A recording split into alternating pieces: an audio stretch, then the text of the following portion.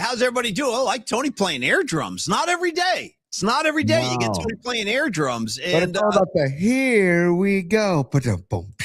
Yeah, once again, Slick Rick kind of calling the class to attention right there. And what a class it is. Rags in Pittsburgh. Once again, by the way, Rags is going to tape up like partial residency in Pittsburgh, I think. And by the way, why is he in Pittsburgh so long? What, business? Are we talking business? Do we need to play business time early for Rags? No, it's because his son is a student at Pitt. Shout out Tony Dorsett. Shout out Dan Marino. Panther? His son's a Pitt Panther? I tell you the truth, Tony, I've always had a soft spot for the Pitt Panthers. Have you really? That's interesting. Yeah.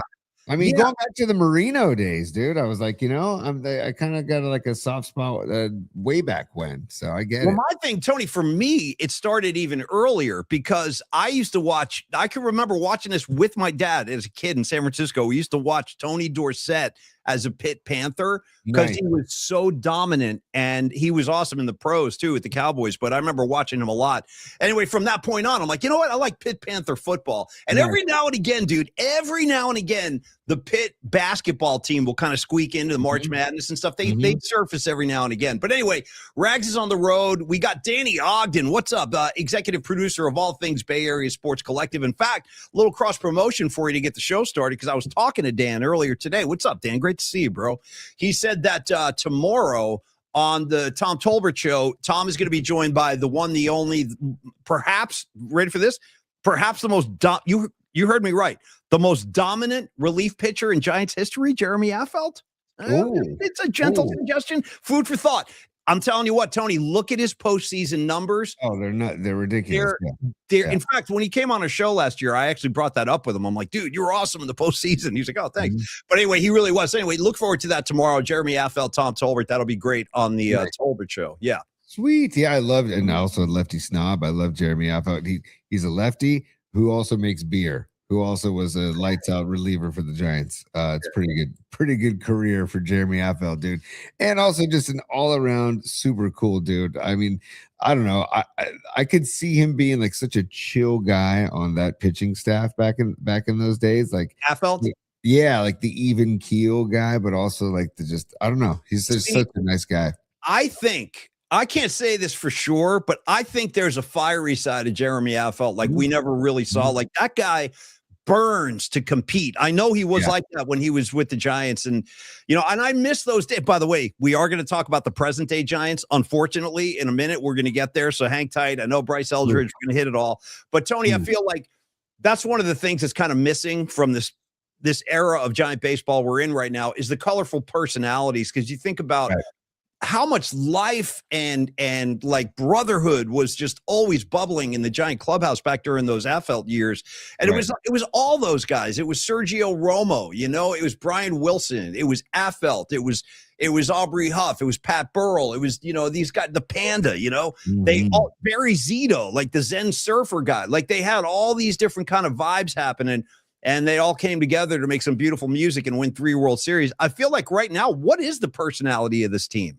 That they can't hit? Like, I don't know, like what who are these guys personality wise? They really don't have like a personality. You know what I mean? They're just kind of there. If you know what I'm saying. The cult of personality, Paulie, living color forever. Stop you right there. I'm going to stop you right there. Dude, you want to hear something crazy, dude? You and I just had like a telepathic moment because I swear on a stack of Bibles. I was driving around. I was up in the Redwoods this weekend. So, and we were hiking in the Redwoods. Dude, I kissed a few Redwood trees. I kissed them. You gotta hug them. You gotta hug them. You gotta give them a full, get as wide as you can and hug them, man. Check this out. Even with my wingspan, my arms are like 18 feet long. Dude, I wrap my arm. I'm maybe getting my arms around like a third of that bad boy. The Redwoods, they're so humbling, dude. You look up at these things, you're like, oh my God. But anyway, dude, driving around through the Redwoods, out of nowhere, My wife is driving. I'm sitting there. She goes, yeah, check this out. She puts on Cult of Personality by Living. I swear to God. And we started talking Living Color. I was like, I didn't even know you like these guys. She was like, oh, yeah, I like Living Color. I was like, oh, cool. So we started talking Living Color because I saw them, Tony, when that album first came out, they toured and they were the opening band on the Rolling Stones tour in 89. So the first time I saw the Stones, I saw Living Color open for him. So it's really weird that you brought that song up today, dude. You must be in my head like you frequently are. Well, dude, it's I mean, talk about a great riff, and Vernon Reid on Axe. Totally. Yeah. The lead singer for Living Color, Corey Glover, which is Danny Glover's nephew, I believe. Correct. And shout out that he used to wear like a diving suit on stage. Remember that? He used to wear like a surfer. It was body glove. It was like a body glove wetsuit. But he also was a lead vocalist for the band Galactic for a couple years as well. That's right. I forgot about that. Yeah. Very cool. I know your anger. Yeah, I know your dreams. But I tell you 1 and 1 makes 3. I'm the cult of personality. Yeah. Anyway, sorry about that little detour right there, but that's a true story. It's all about detours, Paulie. It did lots to talk about with these gigantes. By the way, before we leave this thread, sorry, Tony, to stop you, but Groschel, my main man Gross, checking in and making the show better. He goes, guys, Danny Glover, Reardon grad. Nice, dude. Yeah. Yes. He grew up in the Western Edition. I think he grew up in the Western Edition, the Glovers. Yeah. And shout out Danny's other nephew, Rodney Glover, who was a great quarterback at Reardon in the 90s. So, dude, like a really stud quarterback. Anyways, Paulie. Yes, sir. I would rather, instead of talking about Danny Glover, I would rather talk about no home runs in 6 games on the road. Okay. All right, we're gonna get into it now. And just hold on, man. 2 bandbox ballparks, by the way. It didn't help us any. Didn't help us. And by the way, so I guess when fly balls hit the roof, they're allowed to be caught. By the way, so fly balls now that hit the roof of a building. By the way, Tropicana Field, double guns. It's just an embarrassment. It is. Get rid of that thing. What are we doing, dude? What are we doing? 2026, and we got fly balls hitting the roof of a ballpark, and then the umpires say, "Oh no, he's out." Like, are you? That incensed me to know because of the amount of money that is in Major League Baseball, and we can't get Tropicana Field out of our lives and out of the Giants' lives. Like, what are we doing? And then I do have to tip my cap to Tampa Bay, though, dude, because guess what, man? Back-to-back bunts, small ball, dude, and the safety freaking squeeze, dude. The safety squeeze. When's the last time we saw a safety squeeze, Paulie? I can't even remember. I honestly can't even remember last time I saw one. I don't know. Dusty Baker years, I would probably say, with the Giants, maybe. But as much as I hated it, I loved it also because I'm like, that is baseball. It's one of the greatest plays in baseball, and if you execute it, it's almost impossible to defend. So we have a lot of unhappy people in the audience right now. Anybody who's a Giants fan can't be all that thrilled right now. In fact, here's a little demonstration of that, as Spicoli would say. My man, I think it was, I lost him already, but somebody said the Giants are running on empty. Then Noemi comes in. That was Noemi. No, Noemi says the Giants are running with scissors. There's two. Oh yeah, I thought she said both. Oh no, sorry. Miguel Salas said Giants are running on empty. Yeah, it was Miguel.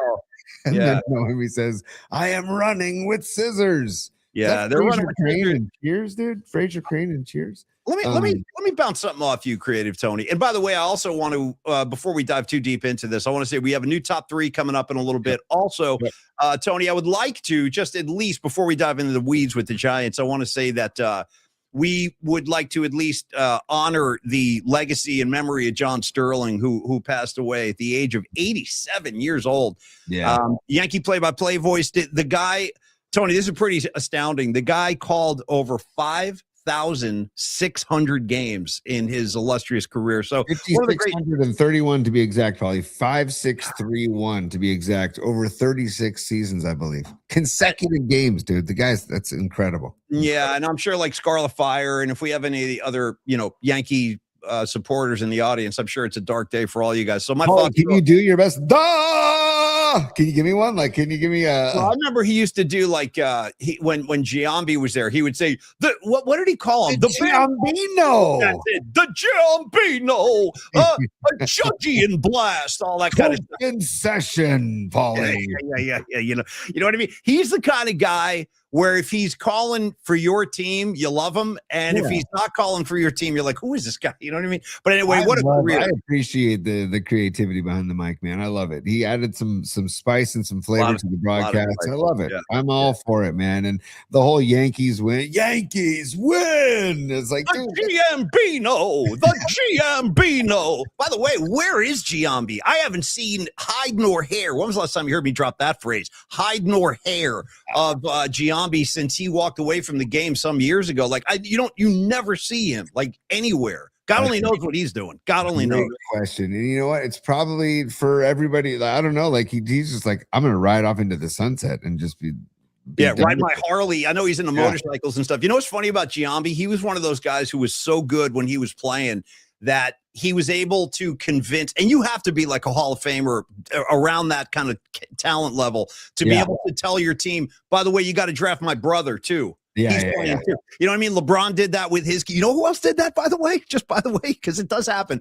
One of my favorites of all time, the great Chris Mullin. I happen to know this for a fact that when Mullin agreed to go to St. John's because Duke wanted him bad. Mike Krzyzewski, Coach K, wanted Chris Mullin, and Mullin wanted to stay in New York. This is a true story. So he told St. John's, he goes, I'm going to play for you guys, but so's my little brother. Nice. You follow? And he did. And the kid he was like after Chris's time. I think Chris had graduated, and then the kid came on, Mullin's brother, and he just basically sat there. Like he never really played. But I'm just saying it does happen. And Giambi did that with his brother too. Well, Jeremy rest in peace. Rest in peace, Jeremy Giambi, by the way. Oh, yeah, but also, Paulie, did Jose Canseco do that with Ozzie Canseco? I don't know. Man. It's a good question. Canseco brothers. I remember the Ozzie making an appearance in MLB and for the A's too. So real quick before I forget, what happened to how did he pass away? I think I can't remember, but I think it was not a good scene, not a good situation. I think there might have been some mental illness involved. I'm not 100% sure, but that's what rings a bell in my head coming up. But rest in peace, Jeremy Giambi, because like you said, Paulie, I was going to look it up just to do my, due diligence, man. But he was it was a mental illness, Paulie. I'm sorry to hear that. Yeah. Tough stuff, man. You just never know what people are going through. So rest in peace, Jeremy Giambi. Hey, Paulie, we got numerology we got to talk about. I also want to just, we get the show going, I got to give a shout out to some serious particles in high school baseball on Friday afternoon at Sarah High School, because the Sarah Padres were hosting the St. Ignatius Wildcats. My cousin's son, Leo, on the mound. Okay. He had a rough start. He was nervous, had a rough start in the first inning. I think they got 3 runs off of him in the first inning and a third. And then he settled down and went 6 2/3 or 6 1/3, almost a complete game in high school. Dude, they were losing 3-1 in the 5th inning, and they scored a run to make it 3-2. And then guess who hits the game-tying bomb, dude? Our own Bonnie Scarlet Fire's stepson Ryan hits the game-tying bomb to tie it at 3, and then the Wildcats pulled it out 4-3 for the victory. It was a great particle-driven victory for the Wildcats. I was sitting with Bonnie in the stands. It was freaking great, and it was a great scene. I saw Fitz there at the baseball game, Paulie. I saw a bunch of them. How's Bobby Fitz? I need to get a piece of him. I haven't seen him in ages. How is he? Yeah, there's a bunch. Good, man. Everybody was good. It was a big crowd. It was awesome. It was high school baseball at its finest. Really good ball game by both teams, and 4-3 win. And then my son hit a dinger for his first ever legit dinger that night too. So like the vibes were flying for youth baseball. Is your son or Bonnie's son available to take some at bats at Oracle Park tonight? Just curious, because at least they're hitting bombs. None of the guys at King are able to do that. I don't know. I'm just asking. Dude, you know what's funny, dude, by the way? Bryce Eldridge is not going to come in here and start hitting bombs, by the way. Yes, he's hitting 333, but he only has 5 home runs. And by the way, I do want to just temper the expectations. He's got 41 Ks and 114 at bats. Oh boy. Well, you know what? Listen, I think there's a fair amount of people in the Giant fan base who want to see this kid. I kind of want to see him too. I mean, listen, let me give you some numbers before we start like saying it's too soon. Your Giants, Tony, Creative Tony, San Francisco Giants are coming into the yard tonight. Ready, Tony? With their 382 winning percentage. Let that sink in. 13 and 21, Paulie. 13 and 21, Paulie. 13 and 21. And they have the longest losing streak in the bigs at 6 games and counting. And let me tell you something else. Last week, I think it was last week, we were all freaking Met bashing. Oh, look at the Mets. They're so bad. It's comical. Oh, look at the Mets. You know, guess what? The Giants are 13 and 21. The aforementioned Mets, they're 12 and 22, dude. That's only what we only have one more win than the Mets and one fewer losses than the Mets. So how bad? I'm just telling you the numbers. So how bad are these Giants? If they're they're cozying up with the Mets, Holmes. I'm just throwing it out there. I don't even know what to say, man, because it's just not only did they get swept in both Philly and Tampa Bay, they got walked off 3 times, dude. Like painful losses, man. But again, I do have to tip my cap to Tampa Bay for playing small ball, and it paid off, man. And here's the thing: now like I was trying to keep Vitello out of it. Now, he's in. He's in. Now it's time to get him involved. He's in. Every time to get him involved because you got to get creative, man. If you're not hitting the ball out of the ballpark, if you're not getting extra base hits, if you're not driving runs in the old-fashioned way, you got to start getting creative, Tony V. And he's not. And so, hold on, Paulie. Right here. This is for Tony Vitello. Tony. Yeah. Hey. Right. Okay. Hey, Tony. Give it to me again. I'm going to need that like 10 times in a row. Let's go. Give it. Tony. Yeah. Hey. Right. Okay. Hey, Tony. Yeah. And he's like flipping the cup. Hey, Tony. Hey, a little Seinfeld for you. Tony sounds phenomenal. Thank you for that, man. Thank you. One more time. Yeah. Tony. Yeah. Hey. Right. Okay. Hey, Tony. Yeah. I mean, dude, umpires are starting to talk trash to Vitello. It's people are starting to like. You knew the patience was going to. Yeah, exactly. Hey. One more time. Oh, of course. Couldn't be good. Of course, it had to be ruined. God bless that thing. Hold on. Tony. Yeah. Hey. Right. Okay. Hey, Tony. Hey, on the bright side, it sounds great. The quality is amazing, so that's cool. But anyway, what were you going to say? What were you going to say about that? I was just going to say that we all knew that our tolerance or our patience was not going to be. It was going to be short with this, everybody. But I don't know. I was trying to like say this isn't Vitello's fault. Vitello's isn't Devers, isn't Adames, isn't Chapman, isn't but. Is it Tony Vitello's job to inspire those guys? It's not the inspiration thing. It's more of the get creative, man. And you elaborate on that. That's too broad of a statement. Manufacture runs, dude. Manufacture runs. If you're not getting those clutch hits, if you're not getting hits with runners in scoring position, if you're in the top of the 10th inning, and you are staring at 4 straight losses that you've already had that already happened on your road trip, or 5 straight, and you are top of the 10th, and you haven't had a home run in 5 games, wherever it is, bunt the guy over maybe to get him over to third. In the top of the 10th and hope for a fly ball or hope for something to get him in because we're not even good at that. We can't even really muster up a whole lot of sack flies when we do have guys in scoring position. The Giants are playing abysmal baseball. And by the way, you want some more bad news? Because I have some. The one reliever that I think Giant fans were feeling good about, Eric Miller. Yeah, he's on the IL now with a stiff back. He's got a bad lower back. So, by the way, Paul, remember you were talking about Jeremy Affeldt and and that team of characters. I think Eric Miller could have or can be one of those characters, one of those goofballs, one of those red asses. I see it too. I see it. Yeah, you definitely see it. So we need it's 15-day IL, man, with the lower back strain. So that's a lot of games, dude. 15-day. That's a lot of freaking ball games, man. Yeah, well, I mean, for his mental health, he's probably going to come back really happy because he's not going to be around this losing ball club. He's going to be, rehabbing himself.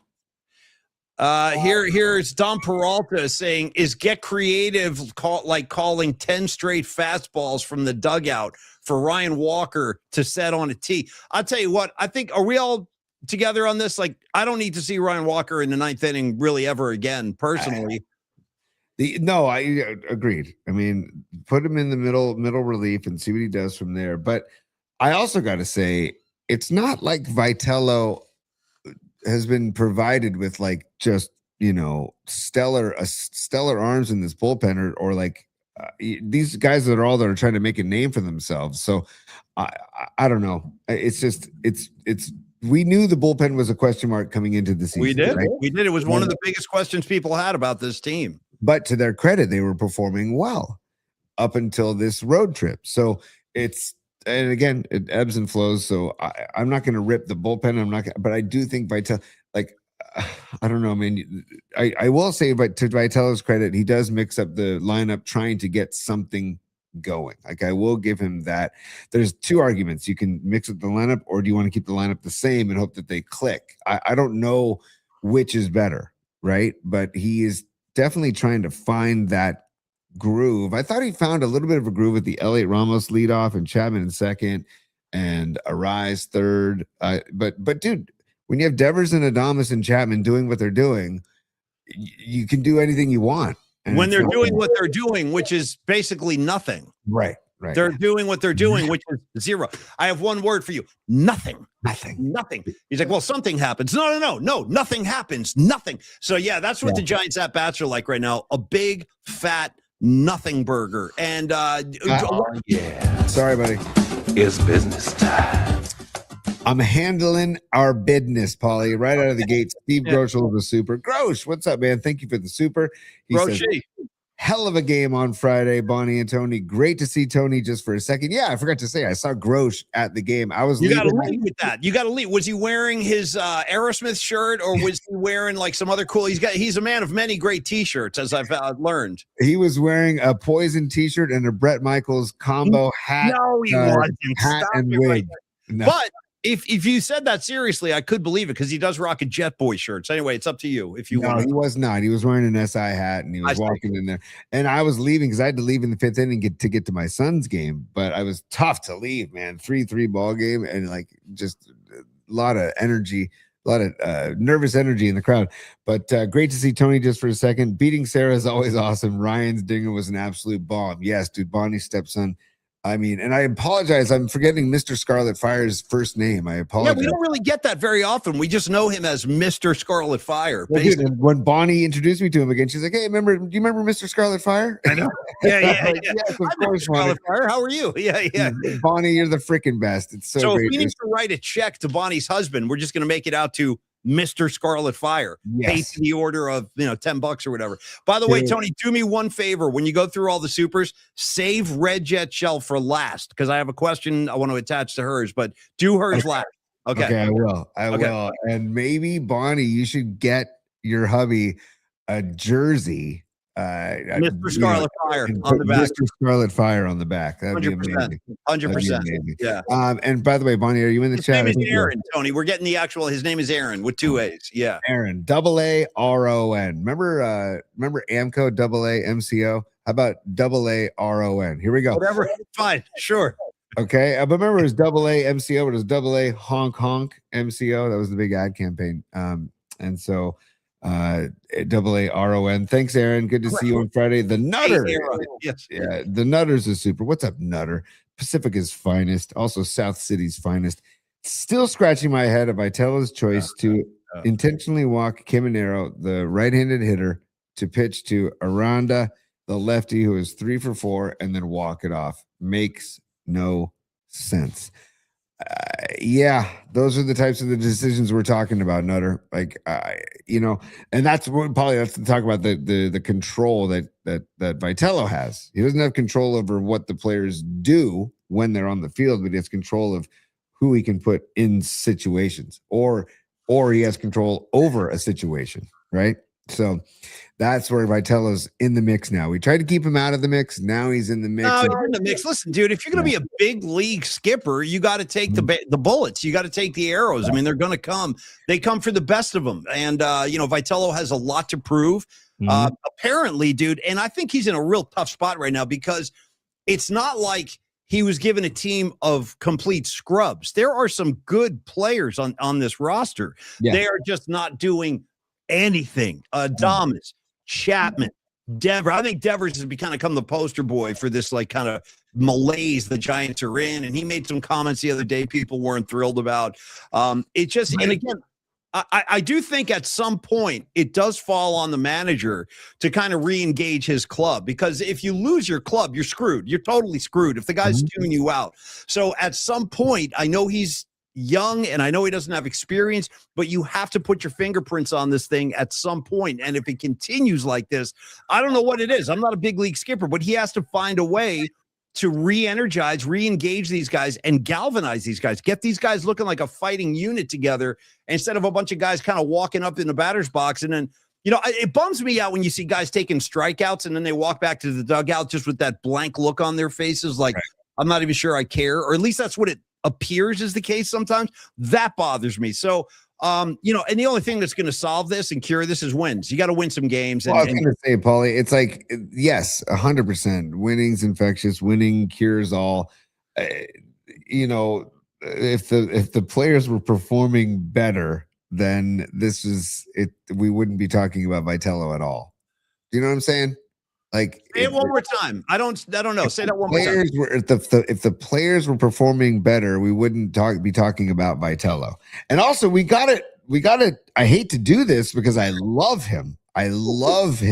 Oh, but the big 62, Logan Webb, is not pulling his weight. Robbie Ray, decent numbers, but giving up the long ball. Like, there are guys that I think Vitello is relying on heavily and have not been coming through.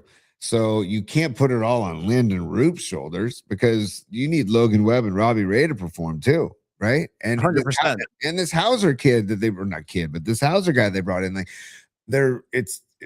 Hauser's the guy that gave up back-to-back bombs to start the game in Philly after they just got walked off. That's my most recent memory of Hauser, okay? Is that we just got walked off. He comes out, bang, bang, it's 2-0 before you can even sit on your couch. Before I get back to the Supers, yes, exactly. I feel Hauser, you know what I mean? Hauser. Shout out Doogie Hauser, great Hausers of all time. Shout out Doogie Hauser. After that, I don't really have any more. I can give you Michael Hauser, the no longer with us guitarist for Widespread Panic, who passed away. Okay. I'm not familiar with that name. Okay, what's his name? Michael Hauser. What happened to Michael Hauser? He passed away of cancer, but he was the original guitarist for Widespread Panic before Jimmy Herring took over. It was great. Can somebody in the PNP audience just cure cancer already? Like, enough is enough. Who out here has the medical degree or the connection? Like, I'm sick of cancer. Anyway, Tony, sorry for that outburst. Go ahead. But I think we all are. Yeah. Outburst away, Paulie. Outburst away. But I was going to say, before we get back to the Supers, about the Giants, I had something about the Giants, and now I can't remember what it was. Shoot. Something about the Giants. You were talking about Vitello, and you're talking about Hauser, the pitchers, Robbie Ray. Adrian Hauser. I don't know. I can't.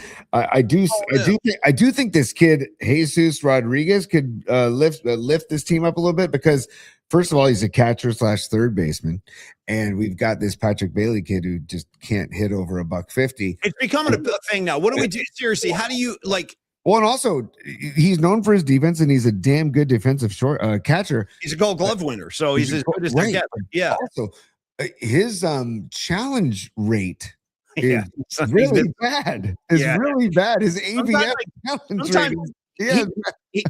He's called some challenges this year. I'm like, are you freaking serious, dude? Even I think that was a ball. Like, his challenge success rate is leaves a lot to be desired. Yeah. Well, I forget which game it was, but for a few innings, the strike zone went away on the screen, and I was like, oh yes, I love that graphic is gone. I don't like that either. I'm with you. I don't need the box. I know where the strike zone is. That's why the strike zone has become such a topic of contention, like a bone of contention, because now people can see when we're talking of like millimeter. Yeah. Like, I mean, Yeah. come on. A millimeter. A Tony, millimeter. a Like, millimeter. You know what I mean? Patrick Bailey calls some of these pitches. I'm like, from his perspective and from his angle as to when the ball crosses the plate or breaks through the zone, it might look like a strike to him. So I get it's so difficult to do, man, from his perspective, and it's difficult for umpires to call too. But when you've got Bailey batting or not hitting, you got this guy Rodríguez. Can I just look? I looked this up today. Okay, he's batting 330 for Sacramento. Okay, but also he's been in the minors for I think 6 years, since 2019. He batted 310 in 2019. He batted 294 in 2021. He batted 348 in 2022. He batted 310 in 2023, and he batted 302 in 2024 and 307 in 2025. The guy's a career 300 hitter. Granted, it's a minor league ball, but he's still it looks like he has a pretty good propensity to get on base. So maybe he breathes some life into this Giants offense a little bit. And I'm hoping, I would love to see both these kids. And I haven't seen the lineup yet today. I have to look up the lineup. If anybody can look up the lineup, or I'll look it up too. But are these kids both in the lineup today? Is Eldridge and Rodríguez both in the lineup today? It sounded like Eldridge is going to be in the lineup from what I heard this morning. It sounds like I think we're going to see him tonight. I'm not sure about the other one, though. I don't know. I'm looking it up right now. See, I got it right now. Paulie, and we'll get back to the Supers. We are okay. Yeah, they're both, dude. So Eldridge batting 7th, Jesus Rodríguez batting 8th. So it goes Jung-Hoo Lee leading off, Casey Schmidt batting 2nd, Luis Ariz 3rd, Ramos 4th, Devers 5th, Adames 6th, Eldridge 7th, Rodríguez 8th, Gilbert 9th. Where's Schmidt playing in the field? Schmidt is playing third base. All right. Okay. Good. Good. Now I'll give Tony. Yeah. Hey. Right. Okay. Hey, Tony. Yeah. I'll give Tony some credit because that's a creative lineup. That is a creative lineup. Jung-Hoo Lee batting 1st, Casey Schmidt 2nd, Ariz 3rd, Ramos 4th, Devers 5th, Adames 6th. By the way, I didn't hear a single thing you said, Tony, because I just got fixated on another soundbite possibility from that little exchange there. Don't forget that George has like a ridiculous man crush on that character, Tony, who was played by Dan Cortez. You guys remember Dan Cortez? He did like the extreme sports stuff or whatever on MTV back in the day. And at one point, like Dan Cortez, Tony, the character Tony, is telling George, he's like, listen, man, we can't hang out anymore. And he goes, I think you just need to step off, George. And then George is like, step off? I need to step off? And then he's like, I'm telling you, George, you got to step off. And then here's the soundbite right here. George looks at him and he goes, oh, Tony, no. So like right there, dude, I think you need, oh, Tony, no. All right, I'll load it up. Anyway, I was also looking for if anybody, I need Paul, if you can think of a specific Sopranos scene where Tony like yells at Paulie or says, hey, Paulie, or like something. Oh, pick any episode. I know, but it's hard to like, I don't have time to just. I got you. I got you covered. I'll take care of you. I got episode and give me like the time in an episode and I'll pull it off. You want guys yelling Tony or you want guys yelling Paulie or both? Paulie. Actually, both. Yeah, good one. I don't know, Tone. You know what I mean? Like, hey, Tone. Hey, Tone. Yeah. And I want and Carmela saying Tony. Tony. By the way, I always like those guys always on the phone with Tony, like on a payphone. Hey, Tone, I took care of that thing for you. I took care of that thing for you. I took care of that thing. It's done. It's done. By the way, dude, I happened to, because I was looking for a Paulie soundbite before the show, and I was watching a very sad scene where Tony goes visit Paulie's place, and Tony's talking about the horse painting on the wall. Oh, dude, what are you doing with that on your wall? He goes, that's no jockey. That's a general. Yeah. He's like, the sadness of Paulie saying, well, Tony, you don't ever come over anymore. So I didn't even worry dude, about it. Extreme sadness, dude. Extreme. And he's like twiddling his fingers. He's like, you don't ever come over no more. So, the sadness of Paulie Walnuts, dude. Yeah. Oh, sad. I loved Paulie too. So, anyways, a little derivative there. Sorry. All right, my bad. Yeah. I think Tony walks out with it. Doesn't he take it off his wall and leave it? Terrorizes the thing. It's great. But he paid like $20,000 for that painting originally. Yeah. And he got it like repurposed, I think he said. He goes, I paid a lot of money to get that thing repurposed. And I remember, I think like Ralphie was in there and he was telling the artist, he's like, yeah, you got to get rid of that guy. Airbrush him out of there or whatever. Yeah, Ralphie's not in it. Yeah. Yeah. What is that guy's name, by the way? The Ralphie character's name? In real the life? actor. Yeah, the actor. Joe Pantoliano. Yeah. Joe Pantoliano. Sorry, Paulie. You're good. Stand by. We're gonna do this again, Paulie, if you don't mind. Yes, business. Yes, business time. I know what you're trying to say. You're trying to say it's time for business. It's business time. Ooh. There we go. Scarlet Fire is a super, and she says, she says Tony is our good luck charm. Yeah. He needs to come to all the games now. Super fun to watch with him and his cousin Dave. Go Cats. David is my cousin, Leo's dad, and a lot of family members down the right field line. Was Kruger in the house? No Kruger in the house. No That's too Kruger. bad. You could use some Kruger. Yeah. I think he was down at Levi's, like scouting tape of the new draft picks. He And- might have been interviewing the guy who like flicks the levers on the substation. You know what I mean? He could have been down there interviewing that guy, the keepers of the substation. Knowing Kruger, he's watching film or he's working on something Niners related right now. 100%, Yeah. 100%. And God bless him because he's doing the work that I won't do. Well, he's doing the work that has never really interested us. Yeah, like Kruger's but again, that's why there are different shows and different personalities. There's something for everybody out there. And Kruger definitely, like, I love Kruger's show. It's just not what we do. It's just not how we do it. Yeah. Yeah. Paulie, if you want me to sit down with Johnny Blue Skies and the Dark Clouds new album and listen to it 3 times in a row and read the lyrics, I'll do it. That's the type of research I'm doing. By the way, Paulie, the title track of the not the title track, the first track on This Is Johnny Blue Skies is Sturgill. Who is really tell everybody who that really is. Sturgill Simpson's alter ego, Johnny Blue Skies.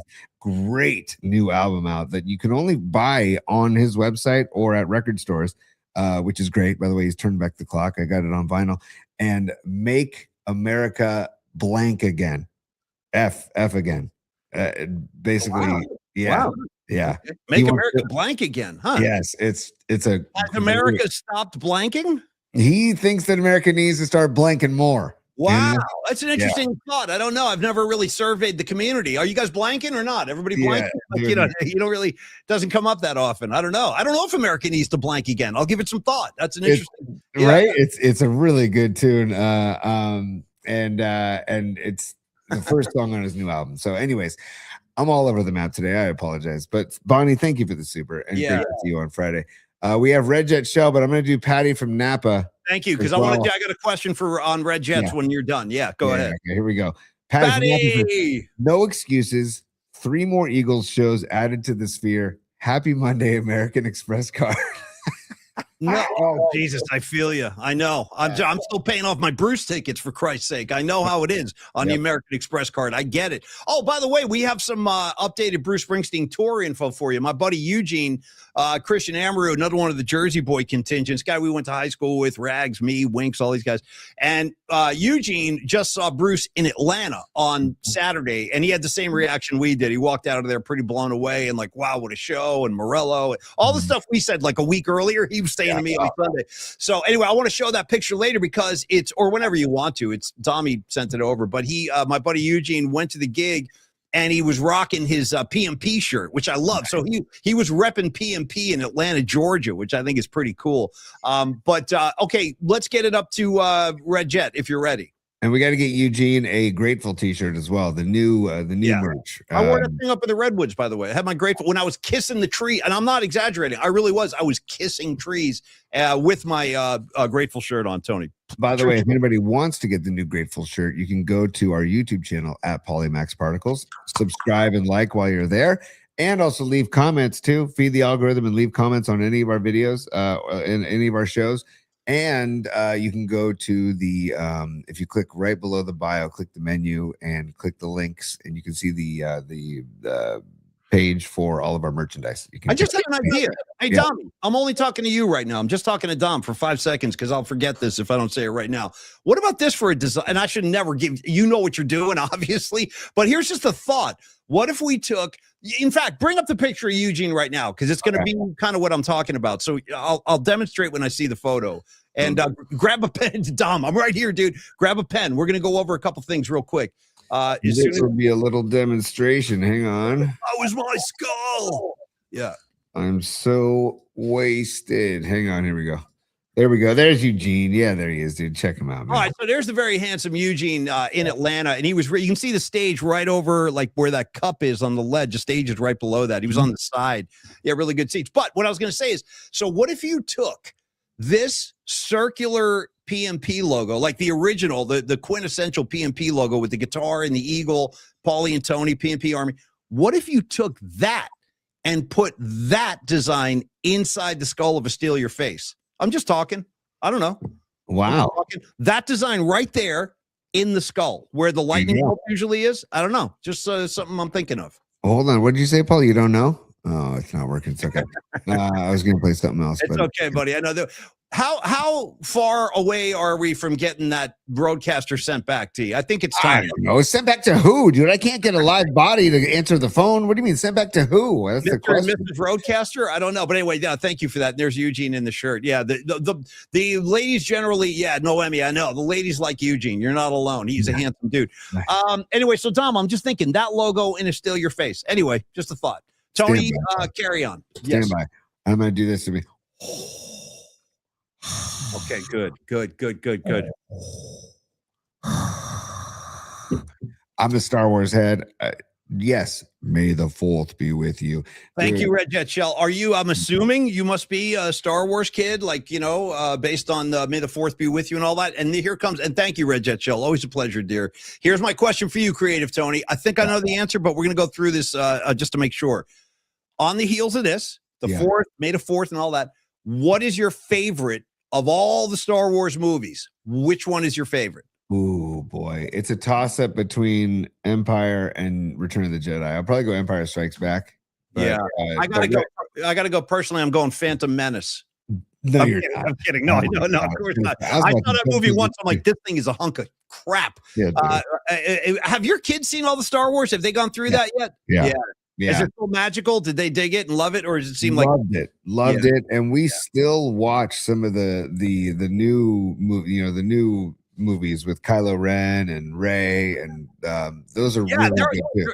How about now they just release these things like Han Solo, a Star Wars movie. Like you got, there is a movie about Han Solo I've seen. I think I like the first one, which of our, the first one we ever saw in 77, the original Star Wars. I like that one, and I like Empire. Those are my two faves. Empire. It starts out on the planet of Hoth, dude, with they're frozen over, and that's my son's. Is that the name of the planet? Hoth? Hoth, Hoth, Paulie. Okay, I didn't know that. What's the name of the big creatures that are walking around shooting people in the snow? Those are inspired by the ports in Oakland. The big machines in the ports in Oakland. Those are inspired by those the walkers.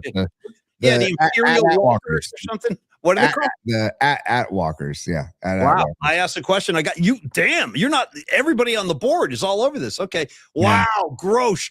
Tauntauns, dude.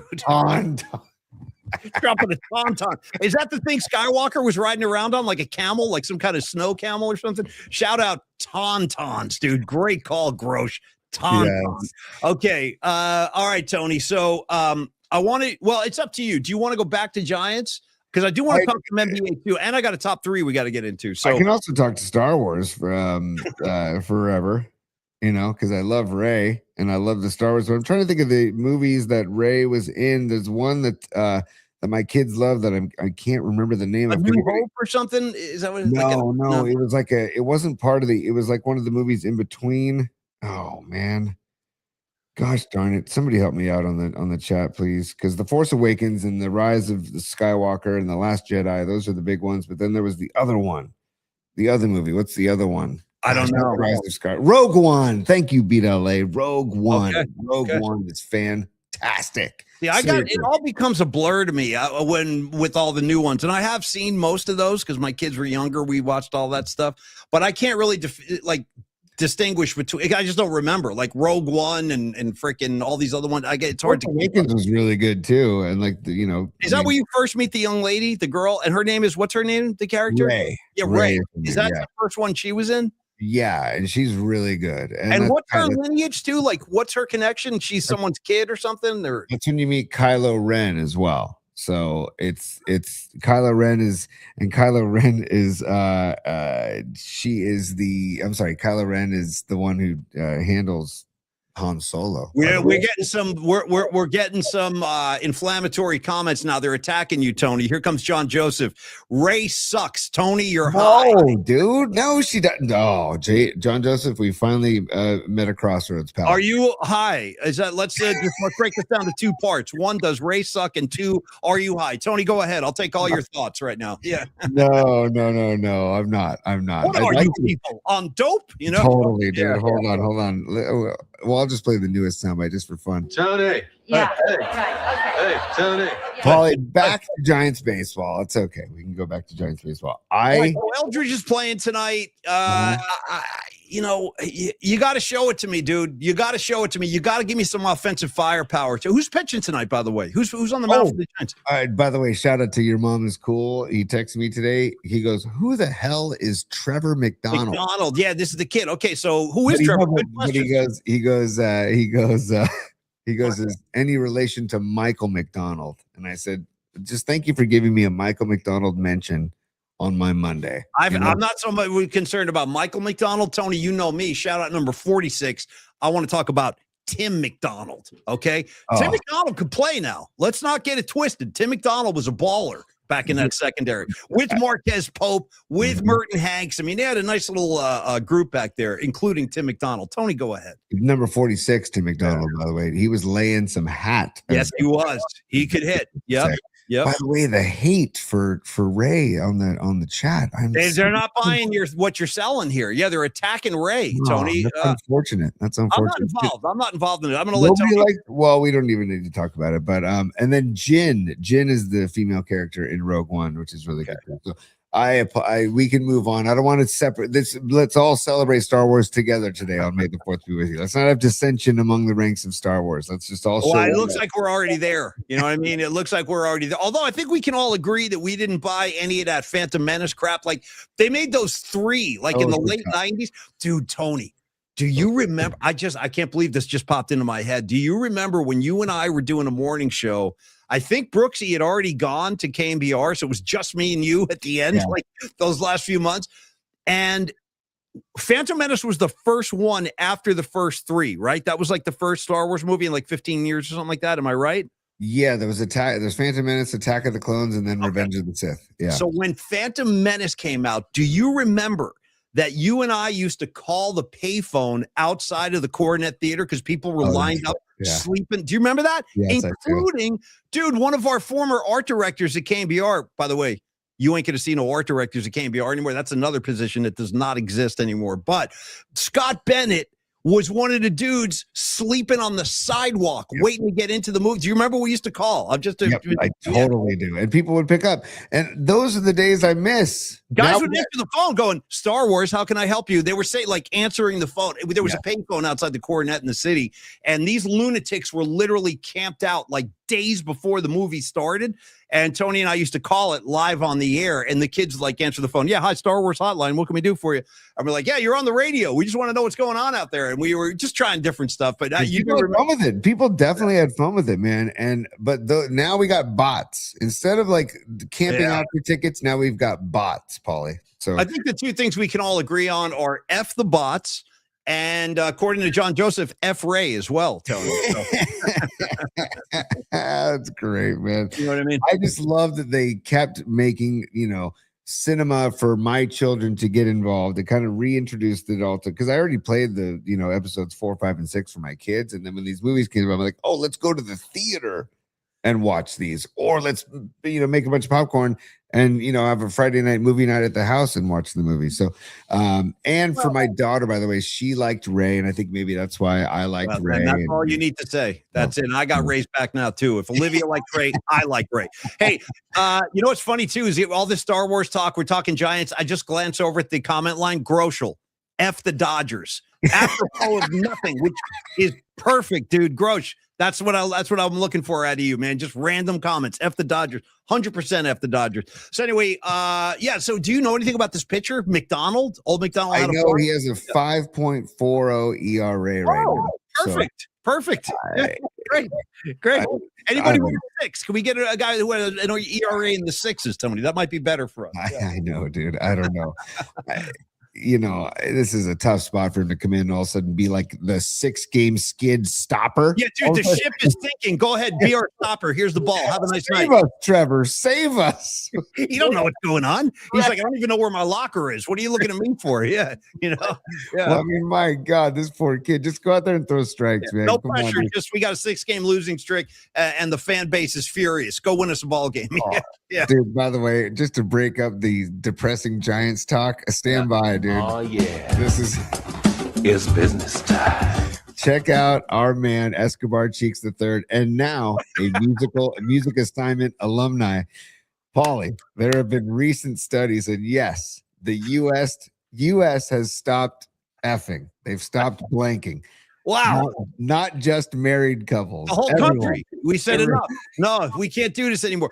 Well, this is news to me. Let's hope that some of the members of the PMP, I don't want to get too specific here, but let's hope that we are active. We'll just say we're active in the, Tony, in the lovemaking category, because I would prefer that if possible. I didn't know. But as far as Cheeks goes, there have been studies, Tony. They're doing studies on blanking. Okay. Dude, well, according to Sturgill Simpson, aka Johnny Blue Skies, he says, "Want to make America blank again, blank again. Yeah. Want to make America want to love again. Things have been worse, but I can't remember when. Want to start a revolution. Watch it begin." Go Sturgill Simpson. I have a solution. If there's a problem, if there's a shortage of lovemaking in the United States of America, I think I have the solution. You may not like this, but here's what I'm going to gently offer up. You know how you got to solve this problem? You got to bring back the exotic erotic ball. And you got to let people run around that place. People are walking around with no clothes on. Women are wearing negligees. The guys are wearing like leather pants. You know what I mean? It was a man. I went to the exotic ball a couple of times, dude, back in the day, because the station used to have tickets all the time. I grabbed a couple. I went to the ball. I'll tell you the truth. You know, one of the nights I went, by the way, there was a Kiss tribute band playing, like in full makeup, like the full stage show, and it was a lot of fun, actually. How many OG exotic erotic ball vets do we have out there in the audience? Anybody? Tony, did you ever find your way into the Cow Palace for one of those? I never did. I went to the Folsom Street Fair, but I always thought they should do like a double header, go Folsom Street Fair during the day, right into the exotic erotic ball. That would be like kind of a 1-2 punch, dude. And then you could get your, I don't know, you could blank until the dawn, making blank till cherry's gone. Wow, dude, listen to you. We can blank until the dawn. Erotic City all night long. Yes. Tony, Patty from Napa, she's a veteran of the exotic erotic ball. Me too, Patty. I did a couple. We got Robot Centaur. Here's his solution. We need more hippies. That will equate to more effing. Okay, fair enough. But you know what the hippies say, Tony? Make love, not war. So there's something to that. Yeah. True. And to tie in, may the 4th be with you with Giants baseball. I got to give Miriam credit on the chat. She says, "Help us, Obi-Wan, you're our only hope." And it's like, help us, Trevor McDonald, you're our only hope. Help us, Jesus Rodríguez, you're our only hope. Help us, Bryce Eldridge. Because, dude, these guys are coming in, and all of a sudden it's like, this is the unfortunate part about calling people up during this type of a skid. Because it's like people are expecting to be a savior, or like, it would be great if the Giants go out and win tonight, but could you imagine if they go out tonight, McDonald gets lit up, and Rodriguez and Eldridge combine for 0 for 7 or something? Then which is entirely possible. The way this team's been playing ball, like that's on the table, easily on the table. Yeah, I mean, I'm guessing it won't, but it could. And then, dude, tomorrow, look out, man. So, I'm sorry. I just got to report to you when I look at. Sometimes it's not a good idea to look at the comments, but I like what you guys write. And listen to this one. Here comes NorCal Refrigeration. What's up, Santa Cruz Mafia? He goes, lots of blanking at Burning Man. Okay, so that's a good point. And Rags is asking, Tony, Rags is saying, what is the exotic erotic ball? Someone explain. They don't do that back east. Somebody could, Rags, tell them. It's basically the orgy tent at Burning Man at like the Great American Music Hall. No, the Cow Palace, dude. The Cow Palace. Yeah, actually, it was a bigger venue. It was a bigger venue. I forgot. But and here's the weird thing, Tony. You would walk around. So there was like a party going on the main floor where like the concert floor would be for bands. Yes. That's where like the Kiss band was playing. I think George Clinton and Funkadelic played there a couple times too. Yeah. Like, Yes, it was they a can. fun. I'm serious. It really was a fun night. But then you would like walk around the concourse, dude. There's guys getting whipped. You know Yeah. what I mean? There's like there's like dungeons. There's like all kinds of stuff. So Rags, it's basically a massive event, like with like 25,000 people celebrating sex, basically like that. It was a highly charged sexual kind of atmosphere, and everybody would like get into it and wear costumes and or like I said, not dressed at all. It was like a whole scene. You'd see like girls walking dudes around like on leashes, okay, stuff like that. I'm telling you, exotic erotic ball. That's what's going to fix this country. Bring it back. You're not off, Paulie. And it's basically Prince's mindset was like the theme of the exotic erotic ball. You Yeah, know what I'm like saying? Prince's inner psyche come to life. Yeah. Yeah, basically. So thank you everybody for the supers. Let me get back to those real quick because we had a few more. We've got Rack says, I love it. I want to be leashed. Okay. Well, you'd find plenty of takers, Rags, on that. You come out to San Francisco, someone will throw a leash on you. It won't be that hard. We can walk. Rags would be an ideal kind of guy to have on a leash, actually. He's very obedient. You know what I mean? Very obedient. Yeah. Yes, we need you out here, Rags, at some point. Escobar Cheeks the third says, time for the hashtag bit of the show. Thanks, Cheeks. I love Cheeks. And Cheeks, you crushed it on Friday, by the way, man. It was just great to have you on the show. It really was. I enjoyed it very much. So thank you, Cheeks. And breaking down the Jacksons and the Jackson 5 and MJ's career was so cool. Thank you for that, Cheeks. It was rad. Some of these, go ahead, read these. Time for the hashtag bit of the show. Hashtag may the fourth be with you. Hashtag create chaos.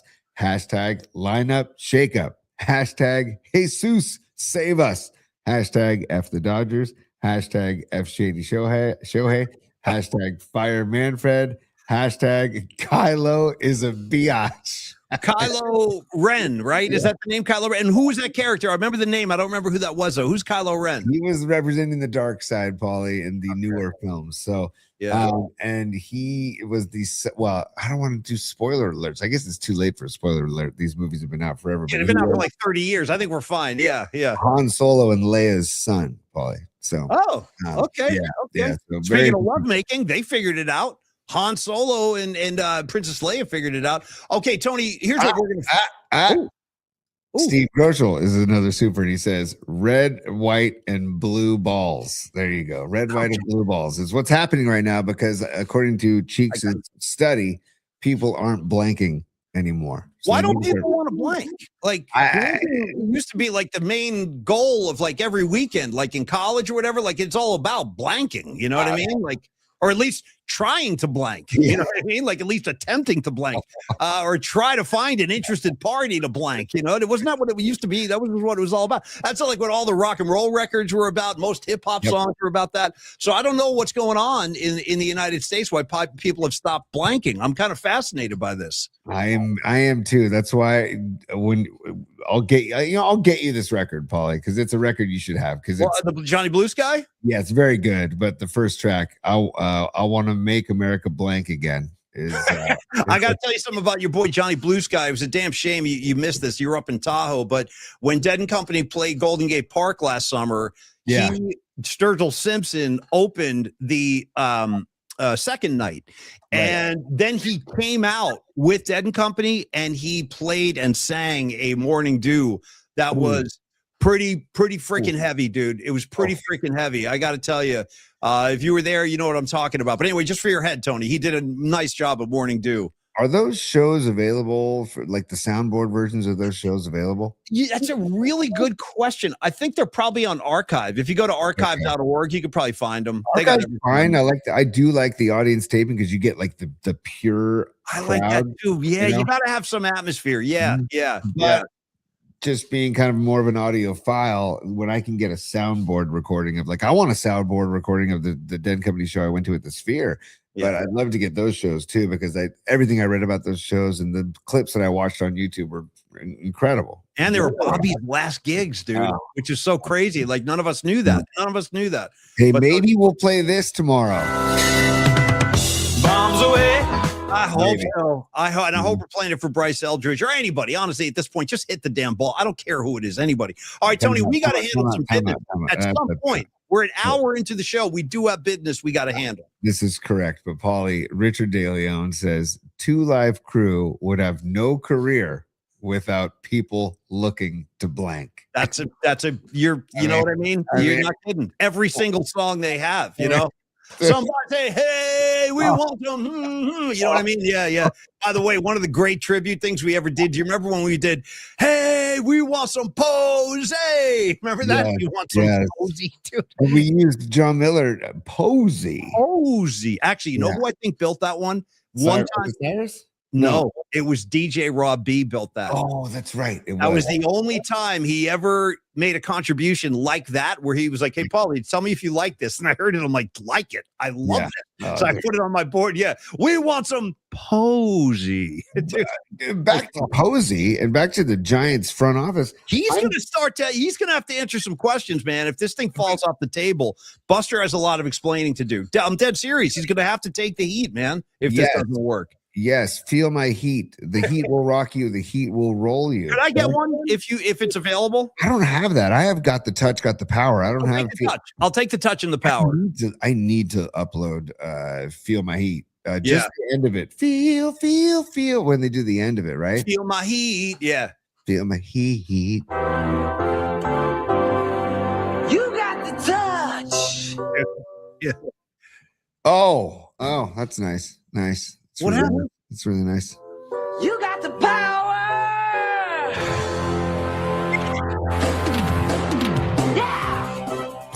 Dude. I got a question for you, Paulie. We do have to do some spots at some point, but go ahead. We'll do it very shortly. I promise. Okay, I see. We will. I promise. If this kid Rodríguez is a career 300 hitter in the minors, and we have a catcher who I love his defensive skills. This goes. Anyways, why haven't they brought him up before?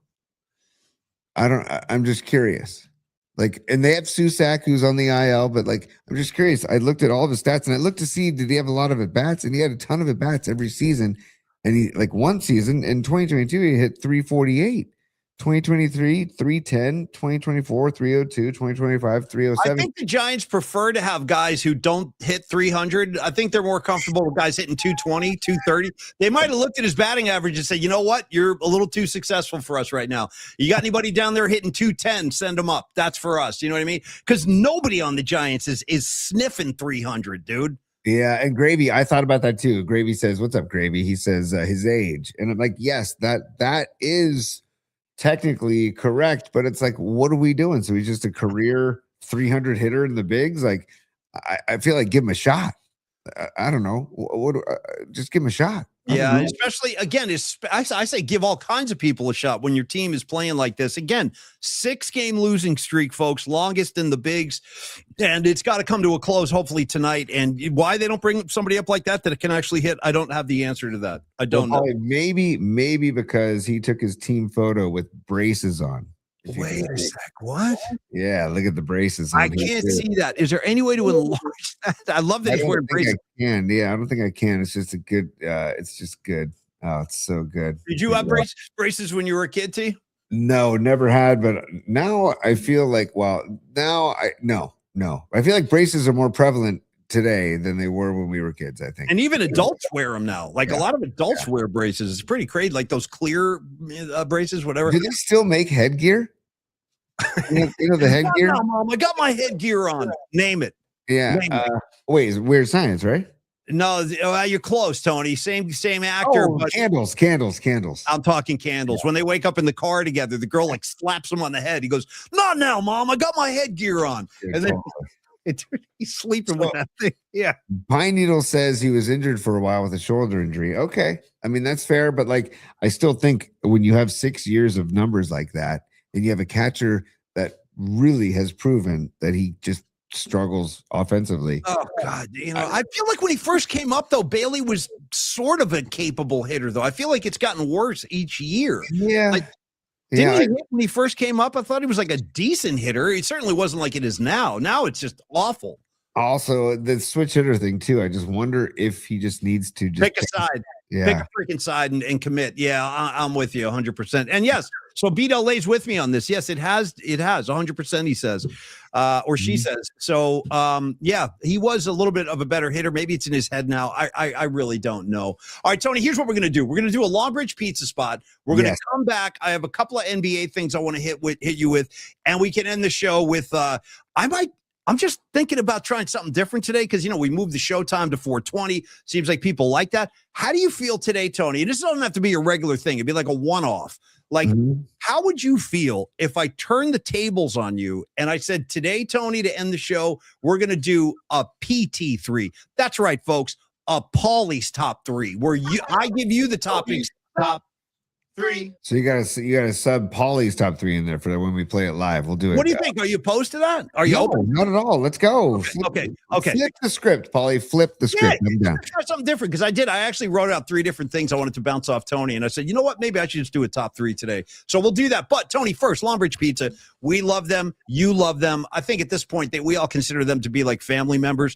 Longbridge Pizza, Dog Patch, 2347 3rd Street. Now, today is the only day of the week when my main man, Neil Donardi, gets to kick back. And by the way, the Giants have no business disrespecting Neil Donardi on his one day off. So deliver a win to St. Donardi, for the love of God. Tony, you know why we love going to Longbridge Pizza. It's the laid-back vibe.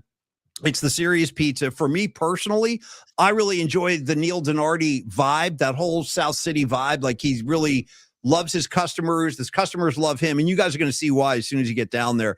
If you're in the city, you can always place an order to be delivered if you're in the right neighborhood. And you can just do that by going to longbridgepizza.com and place your order, and they will drive it right out to your house. They can accommodate private parties in the back room. We've all hung out back there. Such a great spot because you can close those doors. They have doors where he can close it off, and you can have like your own space back there. So talk to Neil if you want to bring the kids in, CYO basketball, Little League baseball, like Creative Tony, what have you. Now, what are we looking at here? Okay, tell me about the food porn. Maybe this is what people need for lovemaking. Get aroused through the arousal, Tony. Let's talk arousal. You know what I mean? Get aroused by looking at the Longbridge onion rings. Tony, go ahead. The Longbridge, the curly fries, those are curly fries, and that's the chopped cheese, which will be on the menu tomorrow. They make this on Tuesdays. It's their version of the cheesesteak. It's the chopped cheese. It is, Paulie, you've had it, right? I've had it. I love it. Yeah.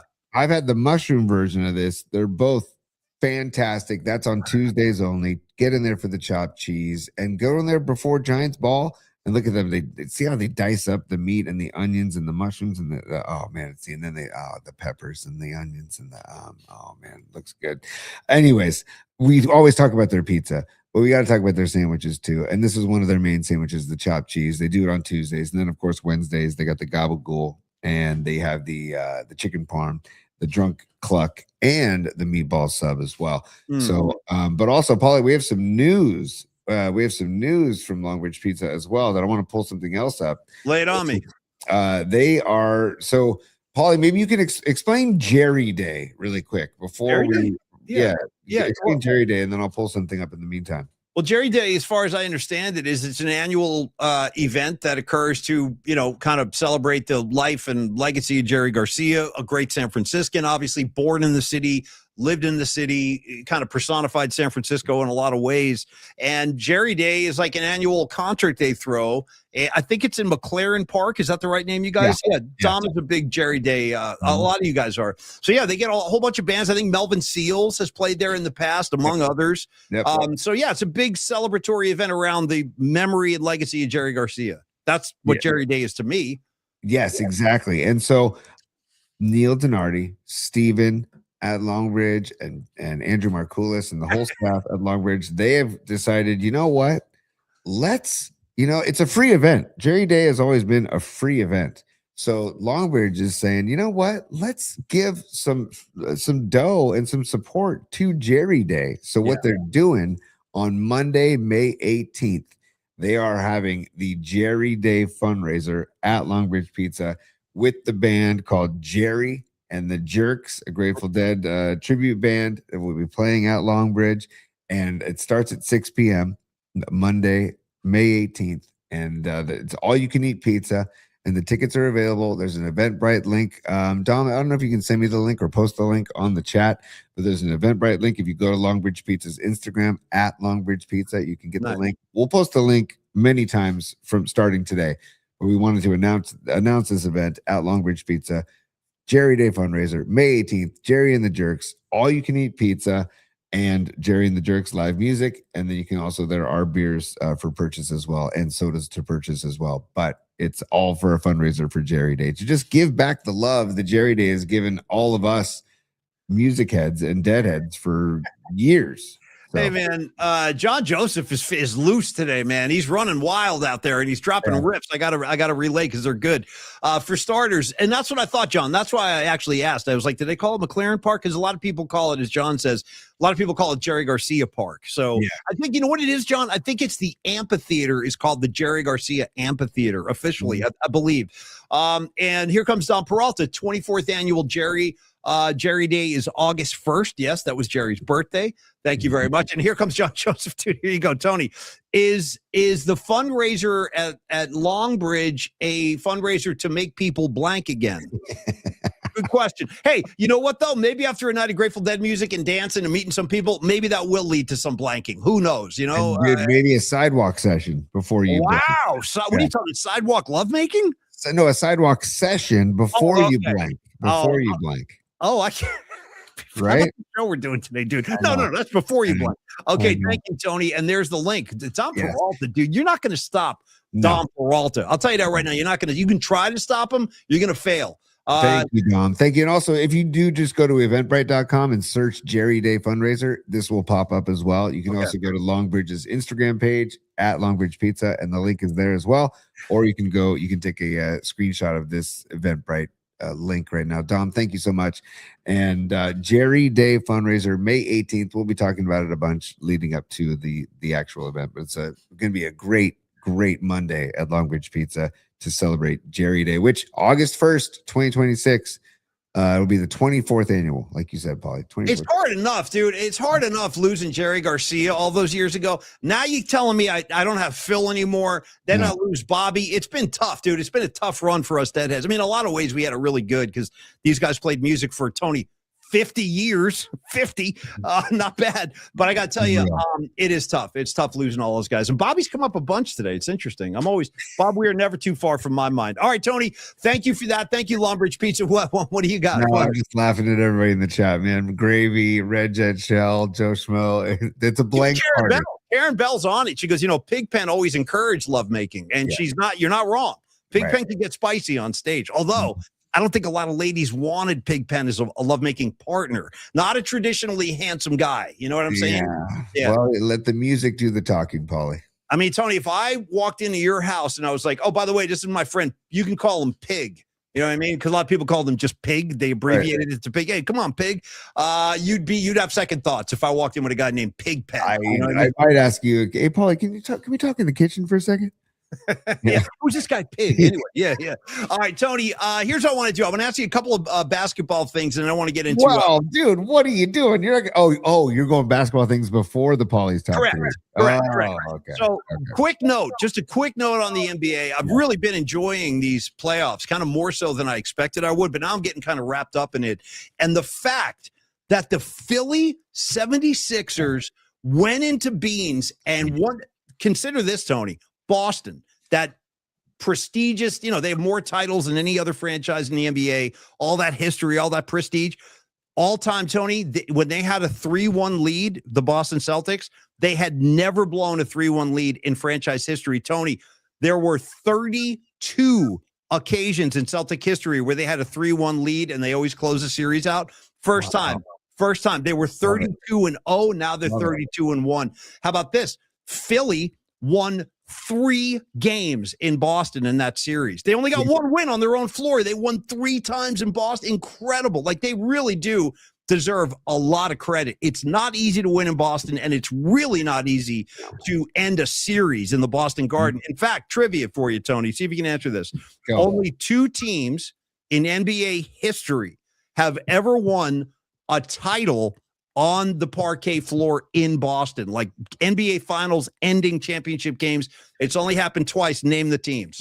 Oh boy. Both in your lifetime. Wow. The Lakers? That's one. Yeah. One, 1985. They beat the Celtics in Boston. They had never lost the finals ever, and the Lakers did it in 85. Number two.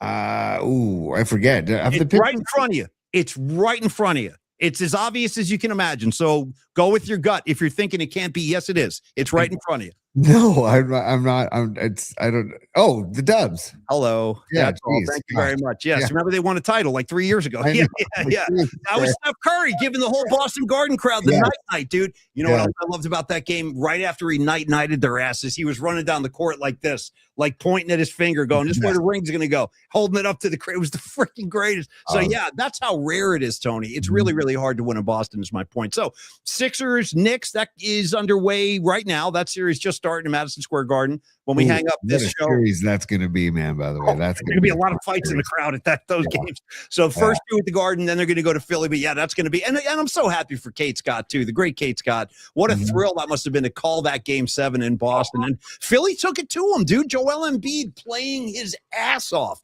deserves a lot of credit. And then, of course, later tonight, Tony, you got Minnesota and the Spurs. That series is going to start, and it sounds like Anthony Edwards will play tonight. Come on.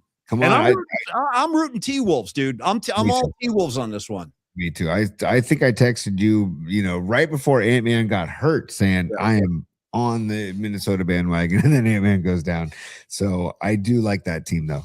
They are fun to watch, and especially with Anthony Edwards, they're really fun to watch.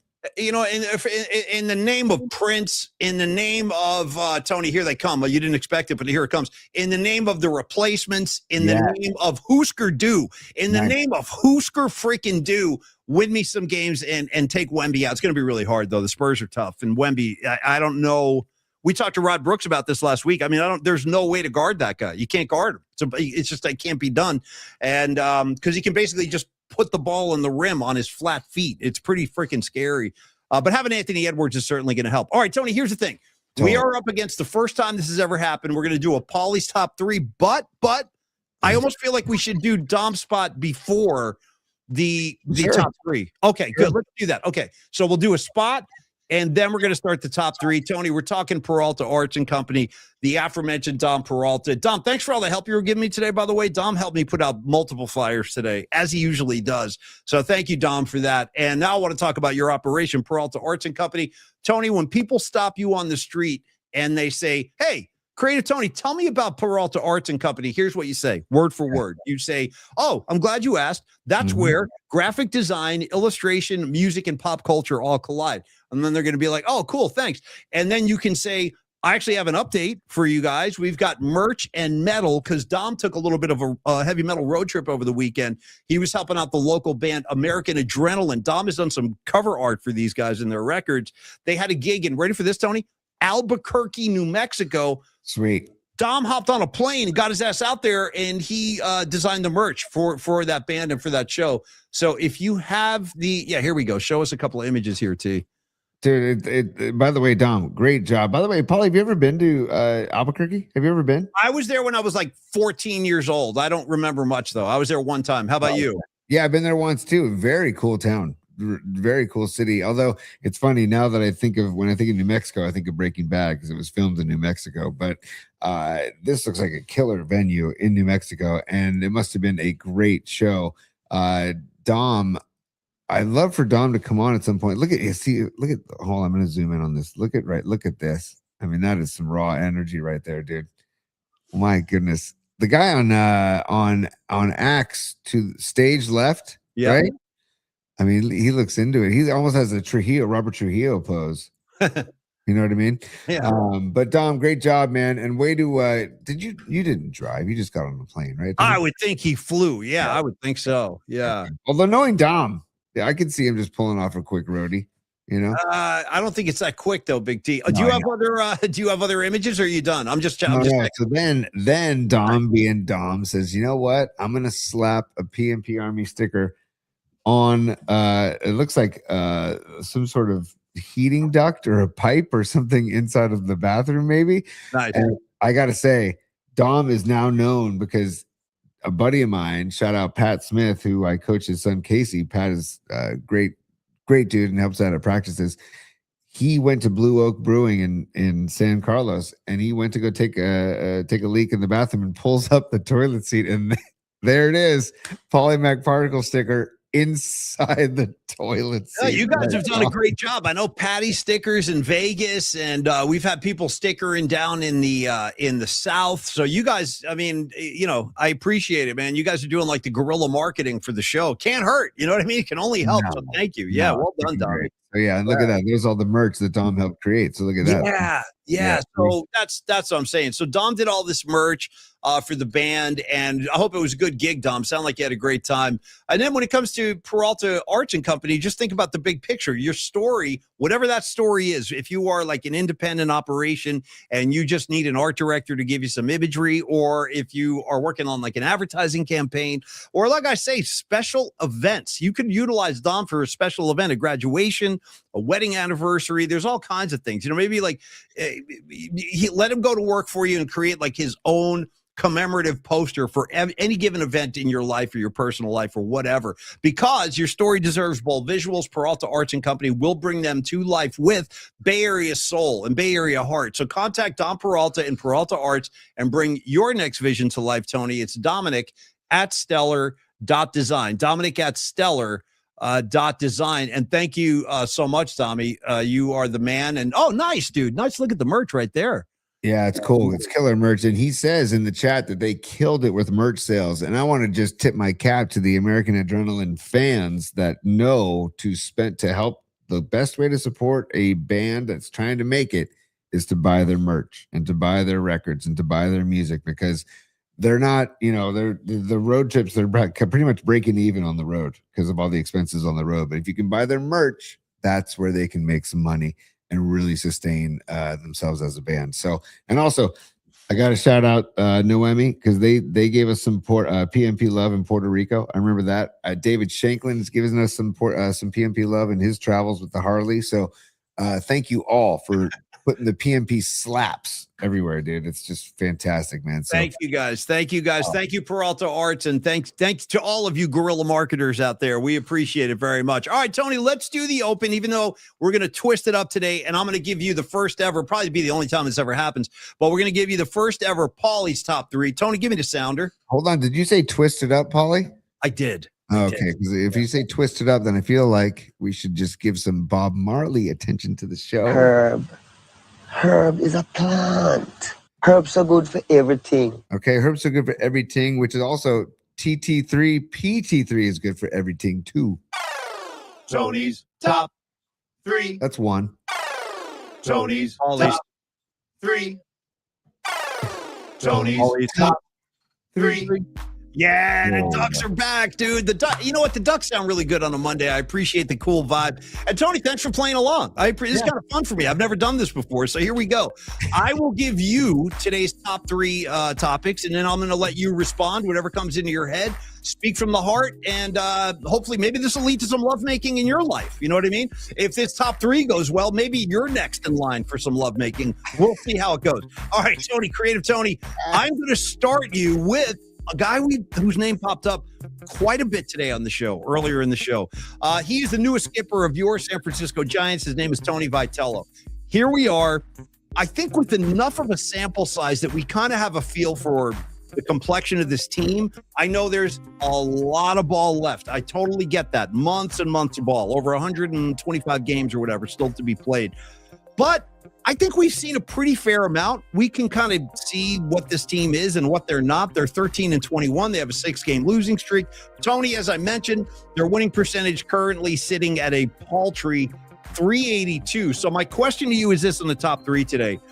How do you feel about Tony Vitello at this point in the season, and does he deserve some of the blame for this poor performance? Tony, give me your thoughts. Diving right in, Paulie, I think he needs to start to get to be injected into the conversation. But I will say, in defense of Tony. Yeah. Hey. Right. Okay. Hey, Tony. Yeah. in defense, Hey, I like how he just keeps going, hey, Tony. And he flips his collar up. Remember, he's like, hey, Tony. Hey, Tony. hey, Yeah. Hey. Right. Okay. Hey, Tony. Yeah. Tony. in defense of Vitello, 6 games swept, 2 cities, Yeah. 0 home runs. Horse outs. 0 home runs in 2 very home run hitter friendly parks. Yeah. Okay. And only 9 runs scored. So that's where I give Vitello a little bit of like a little bit of, I don't know, wiggle room. But I do think that the decisions he's making with certain closers, with certain situations in the ball game about pitching to certain players instead of, intentionally walking, that kind of stuff, and not playing more small ball in situations when you're not getting good clutch hits and with runners in scoring position. When none of that's happening, I'd like to see more. I'd like to. Where did the hit and run go? Where did that play go? Where did the hit and run go? Where did bunting go? Tony, I got a question. Maybe where did the hit and run go? It went to the same place where stolen bases went. And I'm not sure where that is, but it's left the game. Yeah. By the way, I think it was Friday. I'd be stealing base, dude. If I was coaching the Giants right now, like a base running coach, anything, I would be like, go, everybody, go. I don't care. Put some pressure on this defense. Make that catcher make a play. They need to do something to light a fire under this team, and stealing a couple of bags could do that, but we are allergic to stealing bases. They don't steal bags. Tony, I'm sorry, go ahead. It was on Friday, and I meant to bring it up Friday, but we had such a fun show with many other topics that it didn't get brought up. But it was the anniversary of Ricky Henderson breaking the stolen base record with 939 stolen bases. I don't get it. Dude, I don't get it. Never happening again. That's never happening again. He would swipe 100 bags, dude. The guy, he finished with 1,406 career steals, dude. And Tony, let me just say this real quick. It wasn't, even though you're talking about the best to ever do it, Ricky Henderson. Dude, I had a poster of Ricky Henderson on my wall in college. You know what I mean? It wasn't even an A's fan. Arguably my favorite player of all time. Seriously, I love Ricky. I freaking love the guy. But here's the thing.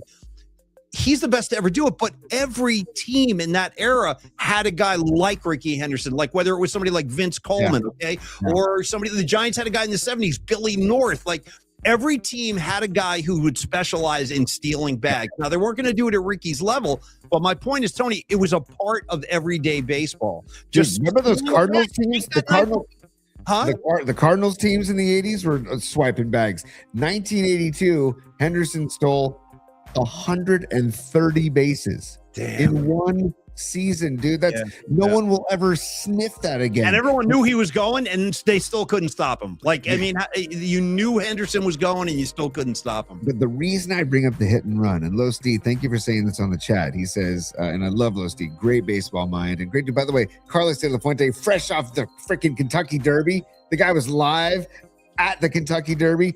Golf clap for you, Low Steve. Must have been an amazing experience, dude. We'll share some pictures tomorrow during Los's spot. How about that? Definitely. Low says you got to make contact to hit and run, and he's absolutely right. But what the hit and run does is that it forces contact, because you're telling the hitter you are swinging at this pitch no matter where it is, unless it's above your eyes or it's in the dirt. Other than that, you are swinging. And that will force contact. It will. I mean, like, again, I know these are professionals, and I know they don't think like this, but to get certain contact or to get certain people to feel that pop or to get out of a slump, I'm telling you, an occasional hit and run, not every time, but an occasional hit and run might do something. It's just thinking outside the box. And I'm not saying Vitello isn't thinking outside the box, because if you look at tonight's lineup, he's thinking outside the box. He's leading off Jung-Hoo Lee, Casey Schmidt batting second, Arise third.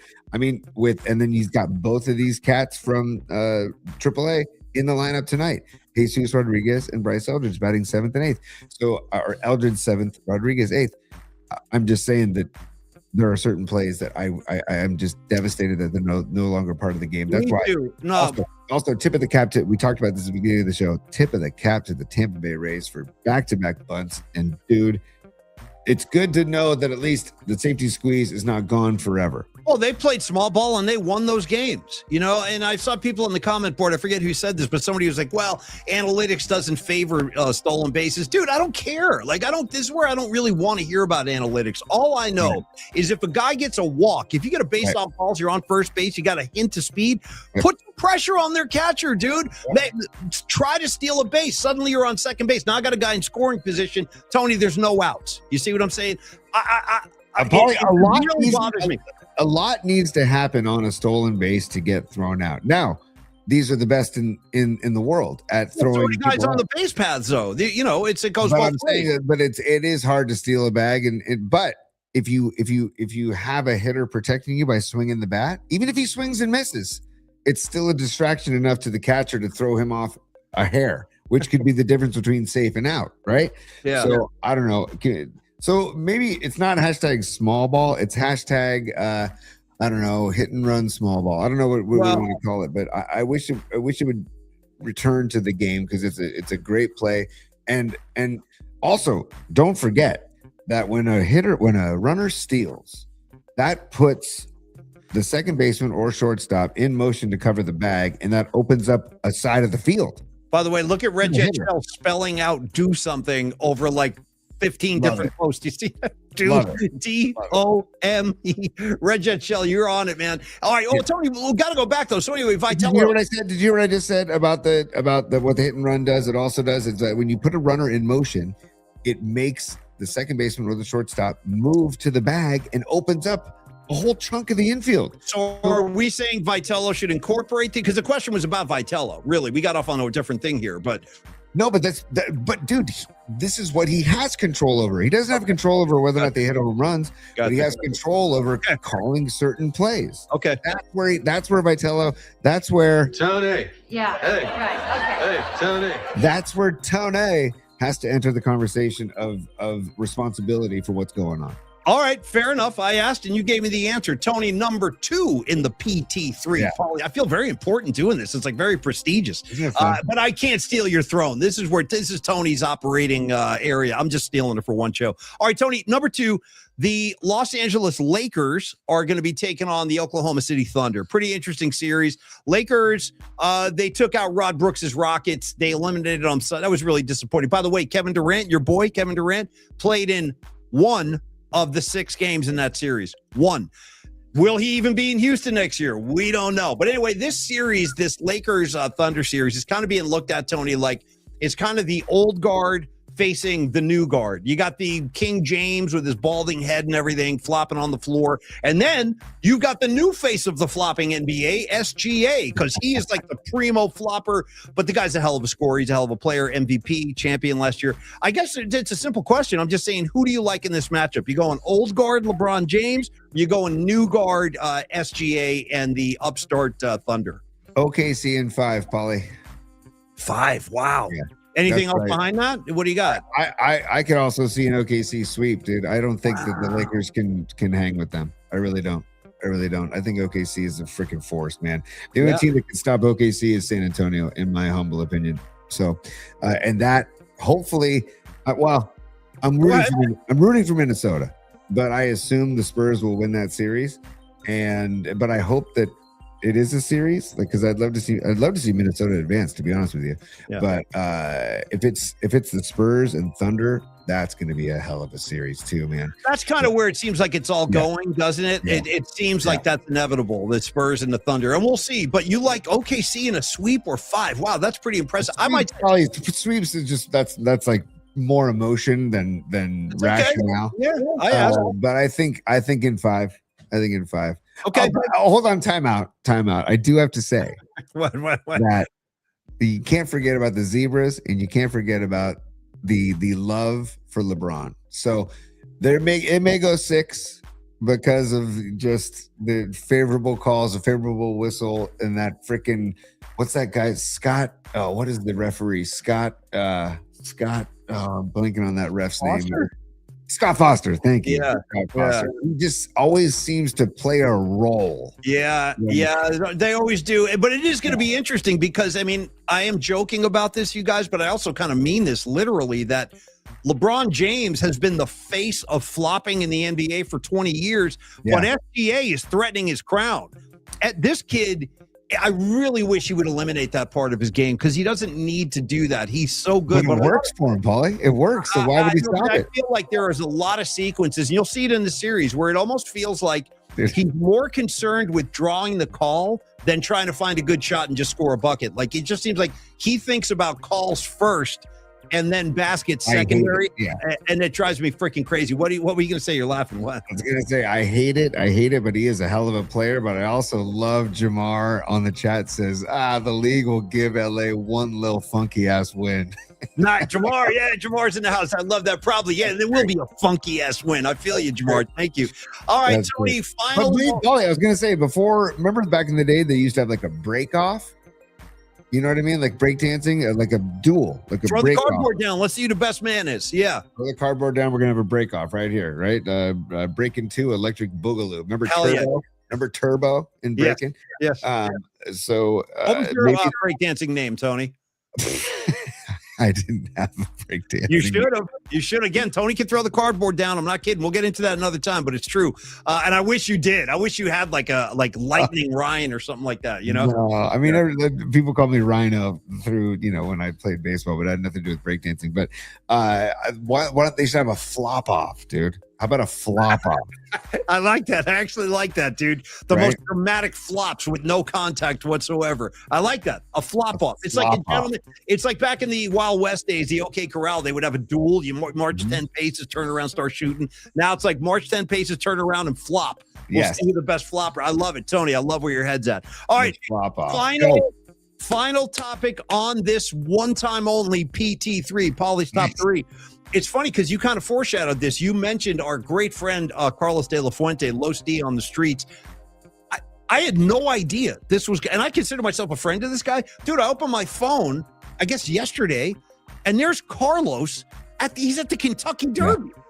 Amazing. And I know Carlos is a gangster. I already knew that, but I didn't know he was a gangster flying at that level. Damn. Hope you had a great time, Carlos. I've always wanted to do that. And that's what leads me to my final thing on the top 3.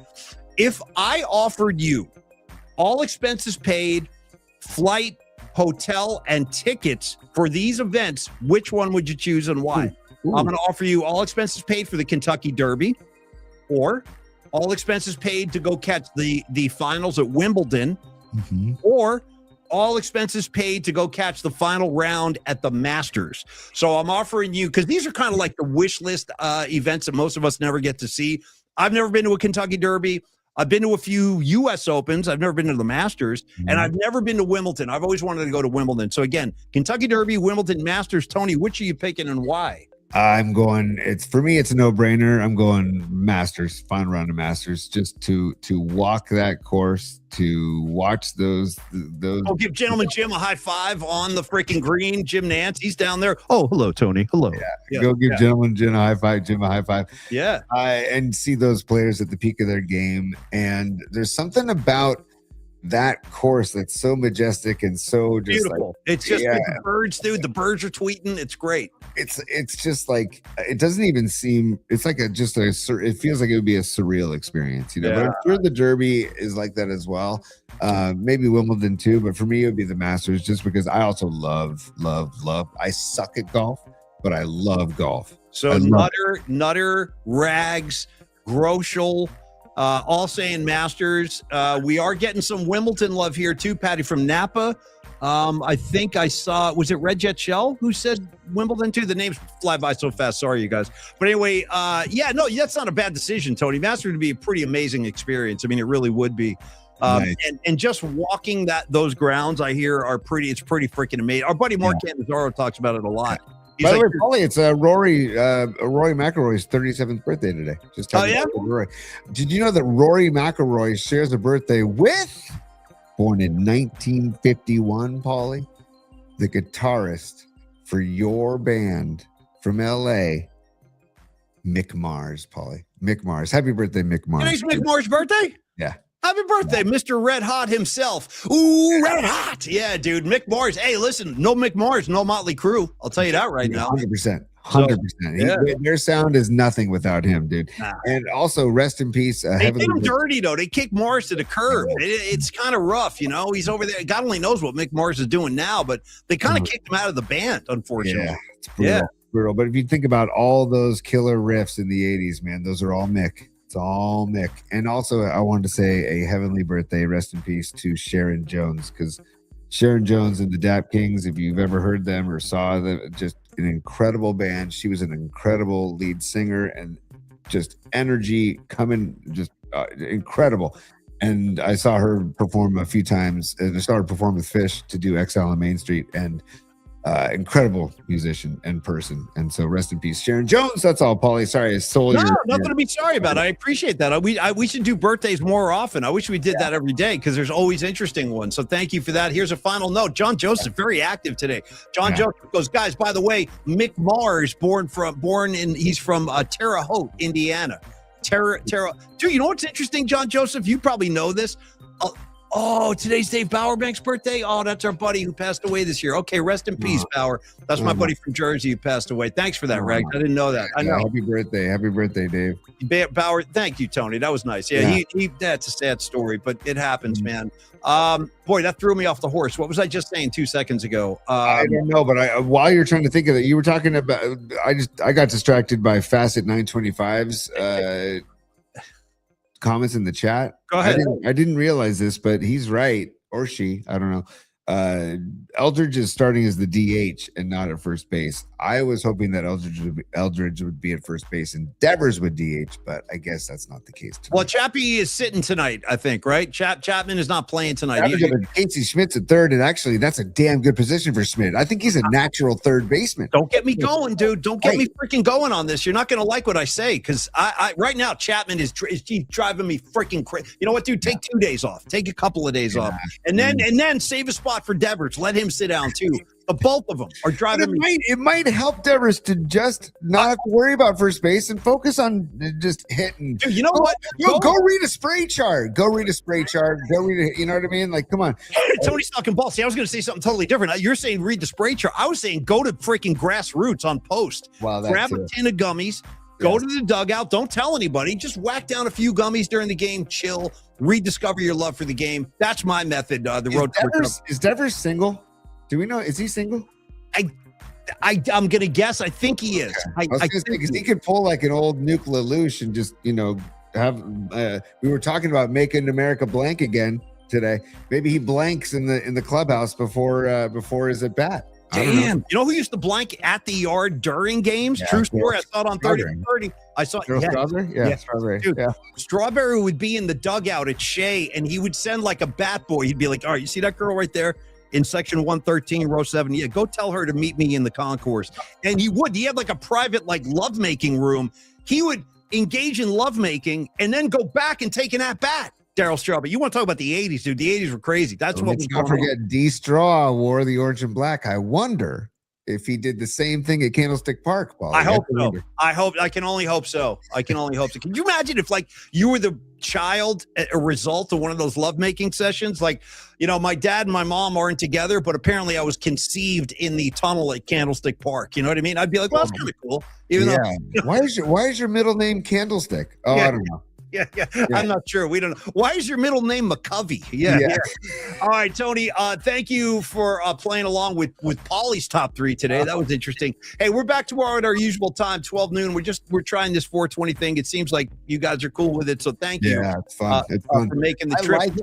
Paulie, I like going through the whole Monday and letting things kind of take shape for the day, and then everybody getting through their Monday, and then we open the mics and have a good time. You like it when it takes shape. Shout out the Yardbirds, the shape of things, Tony. The shape of things. I want to thank Karen. Shout out Robert Plant and the Shape Shifters, Paulie. Ooh, dude. Okay. Shout out the band, The Shape I'm In. Tony, nice. Go ahead. Yeah. Whoa, wow. The Shape. A great track, by the way. You don't know the Shape I'm In. Oh, yeah. You don't know The Shape I'm In. Totally. Come on. Yeah. That's probably what's going on inside Devers' head, man, is nobody knows the shape I'm in. I'm struggling. He's always got the chew going. He's looking like everything he's doing right now is pissing me off. He walks back to the dugout. He looks disinterested. It's driving me effing crazy. Yeah, at least, wow. I won't even go there. But on the way out, Paulie, I want to get this on record, and this is our last thing. NBA, pick a winner for each series real quick, okay? Walk me through them. What? So we're going Lakers, OKC. I'll take OKC. Okay, Minnesota, San Antonio. I want Minnesota, but I'm taking the Spurs. Okay, Detroit, Cleveland. Boy, give me a second on this one, because Detroit is, they're a number 1 seed and they barely got by Orlando, barely. So, boy, I mean, if they play to their, Oh man, I'll say Detroit. I'll say Detroit, but that could easily go either way. I don't know. Knicks and Sixers. I want the Knicks, but I think Philly, the way they got to be riding so Why high. do you want I'm just curious. Why do you want the Knicks? Just I have Knicks in my past. Like when I lived in Jersey, I was a Knicks fan. I still have, part of me that will root for the Knicks, but I think if Philly plays the way they did against Boston, I think they're going to win this series. I'm going Philly. Yep. I'm going Detroit. I'm going Minnesota, and I'm going OKC. So I think we just repeated exactly the same, except for you taking Philly over the Knicks. But you took San Antonio. So I'm you're thinking taking Minnesota? Yeah. Nice, Tony. Good. I hope you're right, dude. I'd love to be wrong on this one. All right, you guys, listen, good luck to the Giants tonight. Hopefully tomorrow we're talking about a win. If not, there's going to be some prickly people around here, including yours truly. Karen Bell, Escobar Cheeks III, Jamar, Lily Merchant, my dear, great to see you. Low Stee, Rags in Pittsburgh, Don Peralta, Patty from Napa. Love all of y'all. Freaking love all of y'all. Matt Stenson, Groschel, the whole thing. John Joseph, thank you guys. Thank you. Miguel, be cool. The Nutters in the house. Beat LA, Red Jet Shell. Can't name everybody, but that's who I see in front of me right now. Creative Tony, we've done all we can do. Go watch some basketball. Go watch some Giant baseball. And I'll see you here tomorrow at 12 noon. Tony, take us home. Hopefully this guy Tony. Yeah. Hey. Right. Okay. Hey, Tony. Yeah. makes the right decisions tonight as we wrap up the show. Paulie, go Giants, go Eldridge, go Jesus Rodríguez. Hopefully it's a shot in the arm for everybody. And Paulie, it was a lot of fun today. Business hours are over, baby. It's business. It's business time.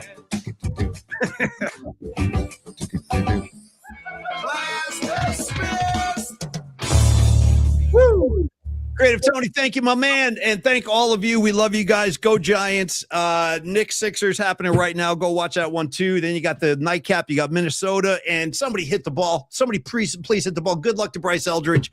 This pitcher McDonald. I don't know, dude. Who freaking knows what's going on anymore? Just come. Hopefully tomorrow, Tony, I'm talking about win number 14. You know, I'm not asking a lot here. Yeah.